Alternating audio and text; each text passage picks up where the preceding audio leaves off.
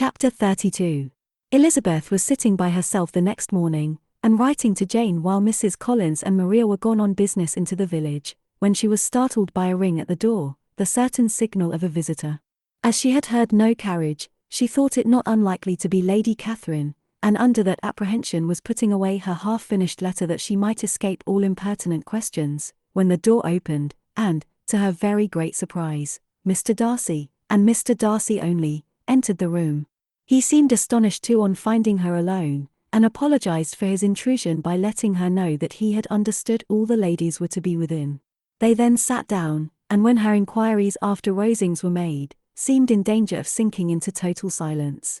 It was absolutely necessary, therefore, to think of something, and in this emergence recollecting when she had seen him last in Hertfordshire, and feeling curious to know what he would say on the subject of their hasty departure, she observed, "How very suddenly you all quitted Netherfield last November, Mr. Darcy. It must have been a most agreeable surprise to Mr. Bingley to see you all after him so soon, for, if I recollect right, he went but the day before. He and his sisters were well, I hope, when you left London?" "Perfectly so, I thank you."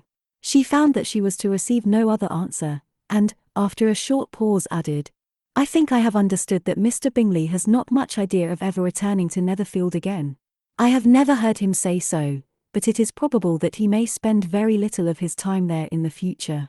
He has many friends, and is at a time of life when friends and engagements are continually increasing.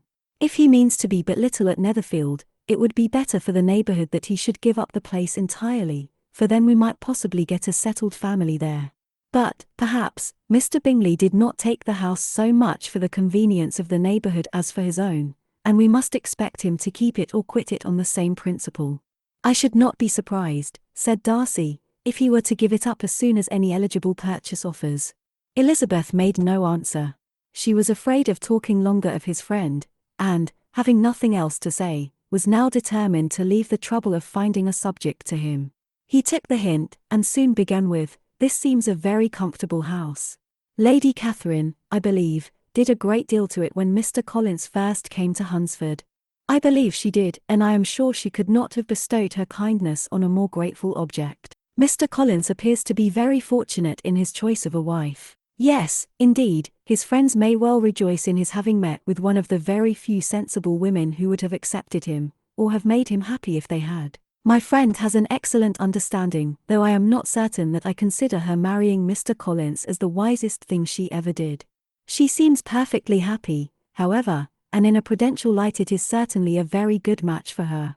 It must be very agreeable for her to be settled within so easy a distance of her own family and friends." "An easy distance, do you call it? It is nearly 50 miles. "And what is 50 miles of good road?" "Little more than half a day's journey." "Yes, I call it a very easy distance." "I should never have considered the distance as one of the advantages of the match," cried Elizabeth. "I should never have said Mrs. Collins was settled near her family. It is a proof of your own attachment to Hertfordshire. Anything beyond the very neighbourhood of Longbourn, I suppose, would appear far." As he spoke there was a sort of smile which Elizabeth fancied she understood. He must be supposing her to be thinking of Jane and Netherfield, and she blushed as she answered, "I do not mean to say that a woman may not be settled too near her family. The far and the near must be relative, and depend on many varying circumstances. Where there is fortune to make the expenses of travelling unimportant, distance becomes no evil. But that is not the case here. Mr. and Mrs. Collins have a comfortable income, but not such a one as will allow of frequent journeys, and I am persuaded my friend would not call herself near her family under less than half the present distance." Mr. Darcy drew his chair a little towards her, and said, "You cannot have a right to such very strong local attachment. You cannot have been always at Longbourn."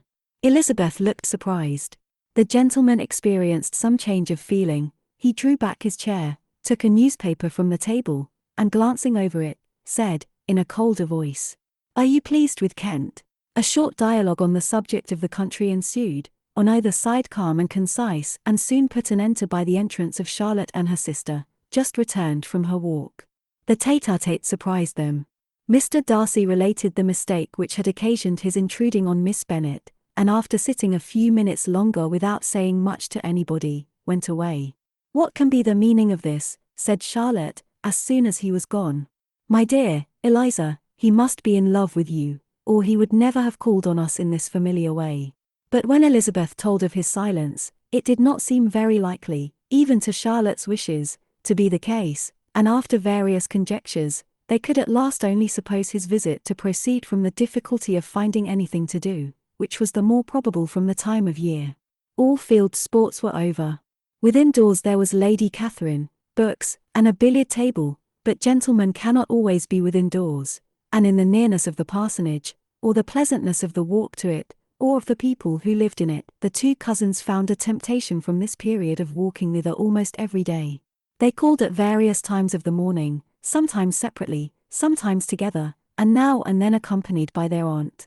It was plain to them all that Colonel Fitzwilliam came because he had pleasure in their society, a persuasion which of course recommended him still more, and Elizabeth was reminded by her own satisfaction in being with him, as well as by his evident admiration of her former favourite George Wickham, and though, in comparing them, she saw there was less captivating softness in Colonel Fitzwilliam's manners, she believed he might have the best informed mind. But why Mr. Darcy came so often to the parsonage, it was more difficult to understand. It could not be for society, as he frequently sat there 10 minutes together without opening his lips, and when he did speak, it seemed the effect of necessity rather than of choice, a sacrifice to propriety, not a pleasure to himself. He seldom appeared really animated. Mrs. Collins knew not what to make of him. Colonel Fitzwilliam's occasionally laughing at his stupidity proved that he was generally different, which her own knowledge of him could not have told her, and as she would like to have believed this changed the effect of love, and the object of that love her friend Eliza, she set herself seriously to work to find it out. She watched him whenever they were at Rosings, and whenever he came to Hunsford, but without much success. He certainly looked at her friend a great deal, but the expression of that look was disputable. It was an earnest, steadfast gaze, but she often doubted whether there were much admiration in it, and sometimes it seemed nothing but absence of mind. She had once or twice suggested to Elizabeth the possibility of his being partial to her, but Elizabeth always laughed at the idea, and Mrs. Collins did not think it right to press the subject, from the danger of raising expectations which might only end in disappointment, for in her opinion it admitted not of a doubt that all her friend's dislike would vanish, if she could suppose him to be in her power. In her kind schemes for Elizabeth, she sometimes planned her marrying Colonel Fitzwilliam. He was beyond comparison the most pleasant man, he certainly admired her, and his situation in life was most eligible, but, to counterbalance these advantages, Mr. Darcy had considerable patronage in the church, and his cousin could have none at all.